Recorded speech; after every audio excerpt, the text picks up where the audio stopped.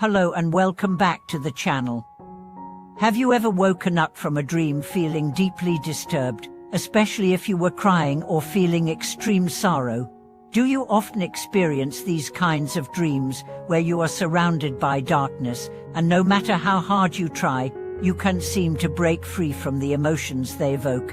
Why do these dreams feel so real, and why do they leave you feeling restless and emotionally drained when you wake up?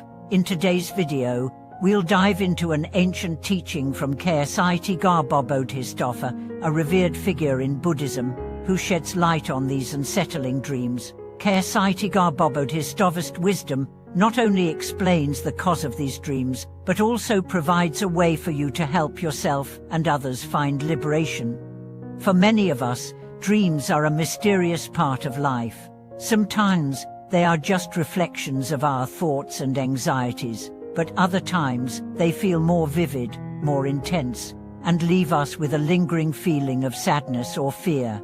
Ksitigarbha Bodhisattva's teachings offer a perspective that can change the way we view these troubling dreams. He tells us that dreams, especially those involving crying or sorrow, are often not just random images created by our subconscious mind. Instead, they could be the result of deep, unresolved karmic connections from past lives. These connections are often related to family members, friends, or even unknown spirits that are still tied to us through the bonds of karma. In the Ksitigarbha Sutra, it is explained that certain beings, especially those who have passed away without receiving proper guidance or liberation, may appear in our dreams to seek help. These beings are not necessarily ghosts or malevolent spirits, rather, they are often souls who are suffering and are unable to move on.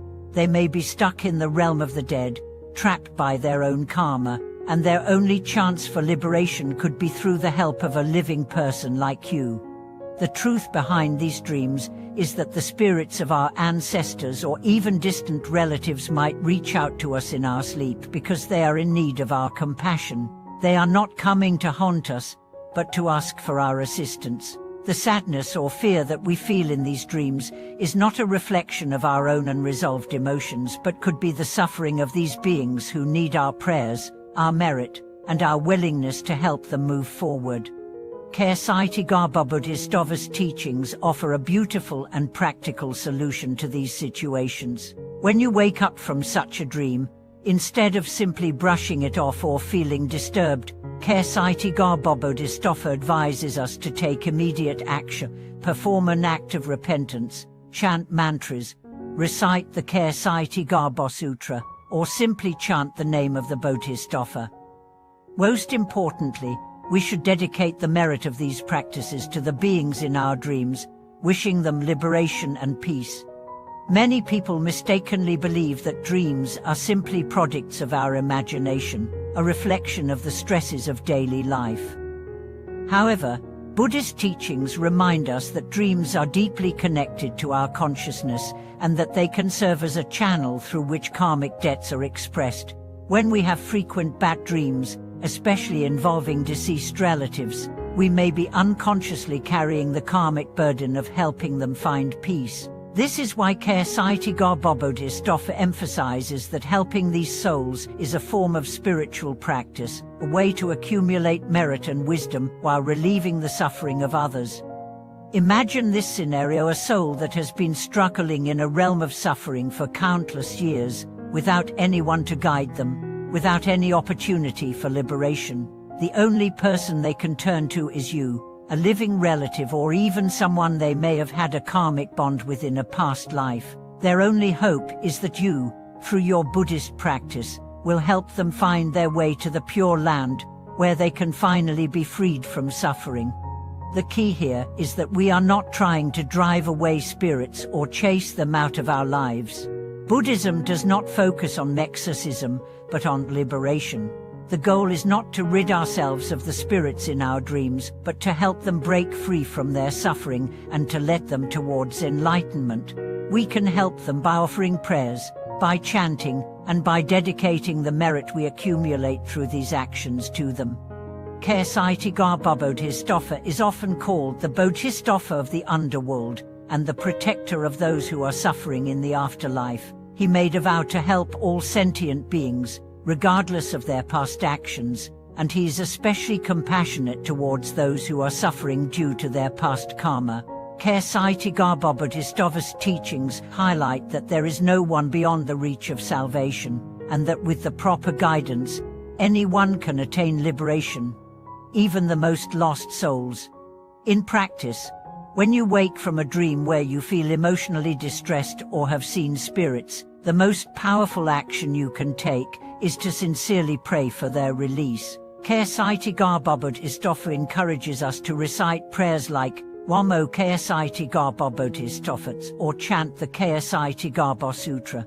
By doing this, we not only help the beings in our dreams but also purify our own minds. With each recitation, we gradually cleanse our karmic connections and create a channel of compassion through which we can send light and blessings to those in need.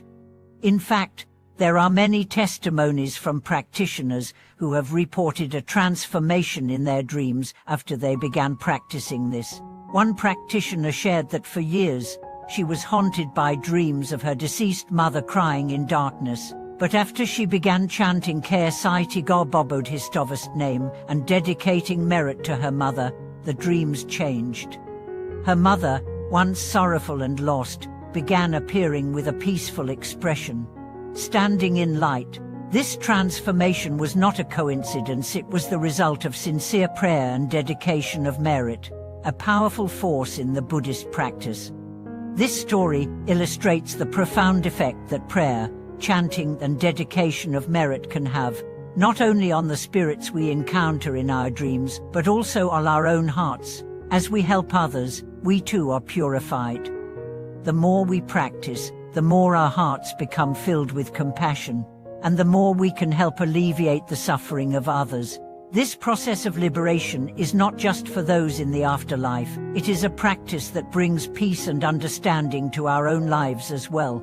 Remember, when you dream of crying or sorrowful beings, they are not there to frighten you, but to seek your help. They need your prayers, your chants, and your dedication to be liberated from their suffering. When you respond with love and compassion, you not only help them but also enrich your own spiritual practice, growing closer to the Buddha's wisdom and compassion. Thank you for watching this video.